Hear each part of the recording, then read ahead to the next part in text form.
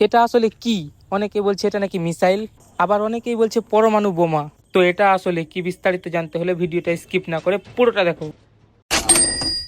So hello everyone, আমি হচ্ছি রাজ। আজ দুপুরে আমাদের ঘোড়াইপাড়া ঘাটে ঘুরতে এসে হঠাৎ দেখতে পেলাম এটাকে।